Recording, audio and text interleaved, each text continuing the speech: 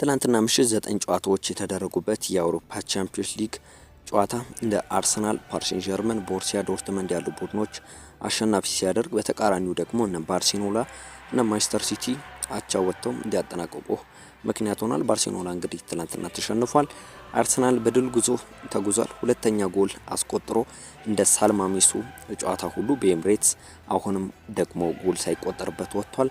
አሁንም እንግዲህ ዋነኛ ጉዳያችን ነው በአርሰናል ጨዋታ ላይ እንግዲህ ማርቲን ኦዴጋርድ የጨዋታው ኮከብ በተባለበት ጨዋታ አርሰናል ጨዋታውን 2-0 ማሸነፍ ችሏል። ማርቲኔሊ ቀዳሚዋን ግብ አስቆጥሯል። ቡካዮ ሳካ 92ኛው ደቂቃ ላይ ከኦዴጋርድ ያገኛትን ኳስ ነው ያስቆጠረው። ተቀይሮ ነው የገባው ቡካዮ ሳካ። የሱን ያክል አሁን ቁጥሮች የሰመረለት ተጫዋች ያለ አይመስልም። በአርሰናል ቤት በብዙ ነገሮች ከቀዳሚዎቹ ተርታ የሚሰለፍ ተጫዋች ነው ቡካዮ ሳካ። በ19 የቻምፒዮንስ ሊግ ጨዋታ 17 ጎልና አሲስት ወይም ደግሞ 17 የጎል ተሳትፎ ያደረገ ተጫዋች ነው። ይሄ ለዚህ እንግሊዛዊ ተጫዋች በጣም ጥራት ያለው ጊዜ እንደሆነ መናገር ይቻላል። ማርቲን ኦዴጋርድ የጨዋታው ማን ኦፍ ዘ ማች ነበር። አርሰናል በጨዋታው ኤክስፐሪመንቶች ይኖሩታል የሚል ግምት ነበር፣ ግን እንደዛ ሳይሆን በቋሚ ጨዋታ ቀጥሏል። ኤክስፐሪመንቶች ይኖሩት ነበር ስንል ያስተላለፍ ለውጥ አድርጓል። ለምሳሌ ሪካርዶ ካላፊዮሪ እና ዩሊያን ቲምበር ይጠበቅ እንደነበረው በተቀያሪ ወንበር ነው የነበሩት። ቲምበር ተቀይሮ ገብቷል። በተቃራኒው ደግሞ ቤን ዋይት እና ሉዊስ ስኬሊ የመጫወቻ ጊዜ የተሰጣቸው ተጫዋች ሆኗል። ጋብሪኤል ማጋሌሽ በጨዋታው ላይ በጉዳት ወጥቷል። ይሄ ለአርሰናል ትንሽ የሚያሳስብ ወይም ደግሞ ችግር የሚፈጥር ጉዳይ ሊሆን ይችላል። በቅርብ ጊዜያቶች የዊሊያም ሳሊባ ተደጋጋሚ ጉዳት በሞስኬራ ሲታካ አይተናል። በተቃራኒው ደግሞ አሁን ጋብሪኤል ማጋሌሽ የተጎዳበት አጋጣሚ ተፈጥሯል። ያም ቢሆን ምን ያክል ነው ጉዳቱ በቀጣይ ምን ያክል ያቆያል የሚጠበቅ ጉዳይ ነው። አርሰናል 61 በመቶ የኳስ ቁጥጥር የነበረው ጨዋታ ነው። 16 ጊዜ የጎል ሙከራ አድርጓል። እንደ ሌላው ቀን ውስን የማዕዘን ምቶች አግኝቶ የሚያውቅ አይመስልም። 3 የማዕዘን ምቶች ብቻ ነው በጨዋታው ላይ ያገኘው። ነገር ግን ጨዋታውን ሴኩር ሆኖ 2-0 አሸንፏል። ቲምበር፣ ዴክላን ራይስ፣ ኤብሪቼ ኤዜ እንዲሁም ደግሞ ቡካዮ ሳካና ሞስኬራ ተቀይረው የገቡ ተጫዋቾች ናቸው። ሚካኤል አርቴታና አርሰናል አሁንም በአሸናፊነት ቀጥለዋል። የሚገርም 6 ቡድኖች ብቻ ነው አሁን በሊጉ ሁለት ጨዋታዎች ማሸነፍ የቻሉት። ሪያል ማድሪድ እና ባየርን ያሉ ቡድኖች አሁን ደግሞ አርሰናል ይህንን ቦታ ተቀላቅሏል። ማሸነፍ ብቻ ሳይሆን 2 ቡድኖች ብቻ ናቸው ደግሞ ጎል ያልተቆጠረባቸው እስካሁን በሁለቱ ጨዋታዎች ኢንተር ሚላን እና አርሰናል ምንም ግብ ያልተቆጠረባቸው ቡድኖች ሆነዋል ማለት ነው። አርሰናል በሊጉ ውስን ጎል የተቆጠረበት እሱ ነው። 3 ጎል ብቻ ነው የተቆጠረበት። ክሪስታል ፓላስ ነው ከአርሰናል ጋር እኩል ውስን ጎል የተቆጠረበት። በተቃራኒው ደግሞ በቻምፒዮንስ ሊግ ጭራሽ ጎል አልተቆጠረባቸውም።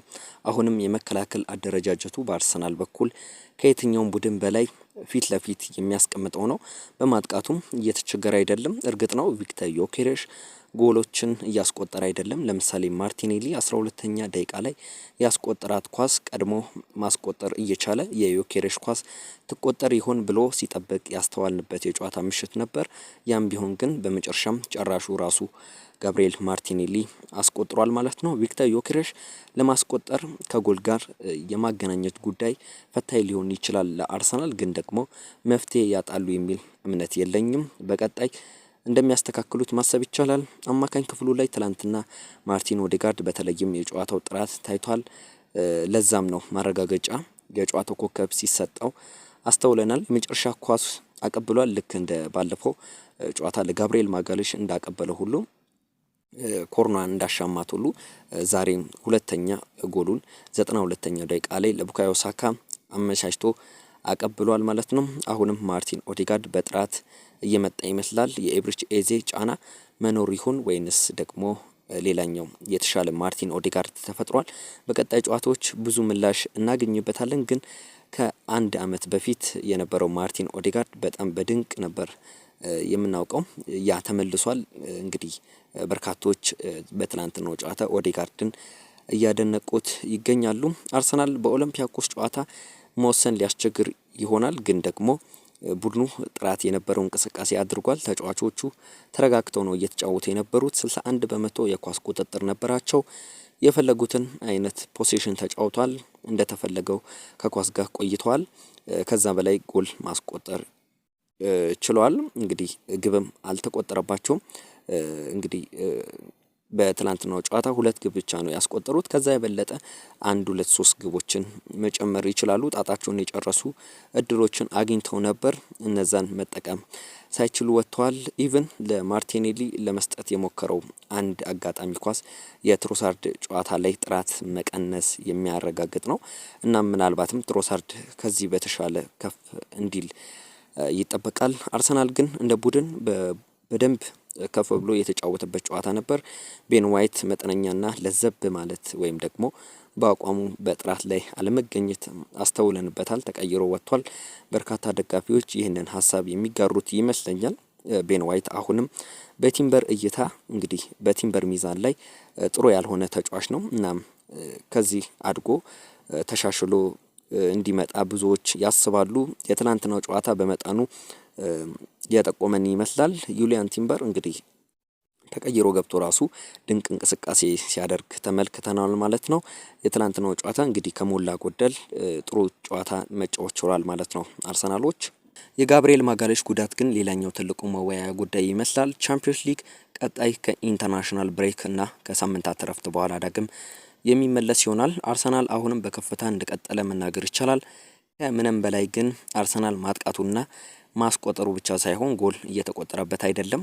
180 ደቂቃ በአውሮፓ ቻምፒዮንስ ሊግ ጎል አልተቆጠረበትም። 6 ተከታታይ የምድብ ጨዋታዎችንም ማሸነፍ ችሏል። ይሄ ለአርሰናል በጣም መልካም አጋጣሚ ነው። የዴቪድ ራያ መረብ እስካሁን አልተደፈረም ማለት ነው። የተከላካይ ስፍራቸው እጅግ ጠንካራ እንደሆነ እየተመለከተን እንገኛለን ማለት ነው። አድማጮቻችን ከትናንትናው ጨዋታ ጋር በተያያዘ አንዳንድ ሀሳቦቻችሁን ስጡን። የሀሳብ መስጫ ሳጥናችን ክፍት ነው። እንግዲህ እኛ የትናንትናውን ጨዋታ በትንሹ ለመመልከት ሞክረናል። ስለነበረን የአብሮነት ቆይታ ከልብ አርክተን እናመሰግናለን። ቻናላችንን ሰብስክራይብ እንድታደርጉ በአክብሮት እንጠይቃለን። ስለነበረን የአብሮነት ቆይታ በድጋሚ ከልብ አርክቼ አመሰግናለሁ። መልካም ቀን ይሁንላችሁ።